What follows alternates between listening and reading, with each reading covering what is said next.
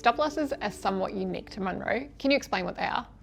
Yeah, absolutely. So stop losses are a reaction function first and foremost. So when, let's give an example. So when a stock falls 20% from where we bought it, so its cost price, or 20% from its high price since we bought it, we have what's called a reaction function. So a stop loss goes off. And what that means is that there's a stock champion who's responsible for that position. So the stock champion has built the model on the position, they've done all that active research on the position.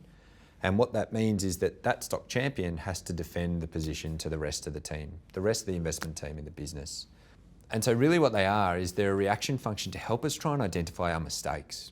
By definition, because we're looking for the next great growth opportunity and doing that active research, we're going to make a lot of mistakes. And so stop losses help us recognise those mistakes and try and move on from them as quickly as possible. Can you provide a couple of examples where they've worked well? Yeah, absolutely. So I'll give you two examples. One from a few years ago, one of our better performing positions over the last 6 years has been a company called Blue Prism. So they make robotic process automation software. It's a really new and exciting area. Blue Prism was a great performer for the portfolio for a long period of time, but then fell its 20% from that peak price since we bought it. And so we had those reviews, and through those reviews we spoke to the analysts, we spoke to the company, we did a little bit more research, and we worked out that actually Blue Prism is now operating in a much more competitive environment. And so the competitors were actually taking share away from them. And so that stop loss really forced us to go back and do the work, go back to that active research and work out that there might actually be a problem in the investment case. A more recent example is a company like PayPal. So PayPal, again, fell that 20% from the peak price since we bought it. Another strong performer for the portfolio over a longer period of time. But it fell that 20% and we had that review. We went back, we talked to the analysts, we talked to the company. We realised that there was actually much more competitive pressure on PayPal's growth expectations. And so it helped us identify and really step to the sidelines when there's volatility or when there's an issue with a certain company.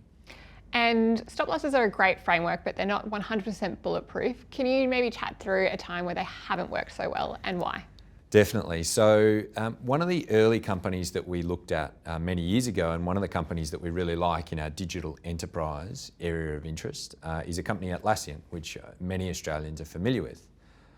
We first looked at Atlassian when it was a $35 stock or a $40 stock off the top of my head, much earlier in its growth journey. And so we invested at that time thinking it could be the next big software winner, but it fell that 20% along the way.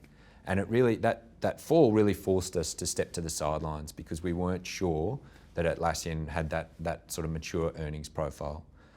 Ultimately, Atlassian's gone on to be a sort of $300 stock in the future, and that stop loss really sort of forced us out in the early days. And why is this capital preservation tool used across all of our strategies? Yeah, so I think risk management is a really important part of what we do here. I think it's a really important part of investing more broadly. You need to have that discipline to recognise when there might be a mistake in your investment case. For us, we're looking for growth opportunities, so we're looking for what's coming next. And so to do that, we need to have a process to recognise that, yes, we might choose the wrong stock. We might identify e-commerce as a great area to invest in, but we might choose to invest in, say, an eBay instead of an Amazon, for example, and the stop loss will hopefully help us with that. And that's across all the portfolios. It doesn't matter whether you're running an absolute return strategy or a relative return strategy. If you're investing in equities, what we've found over a long period of time is that these things really work.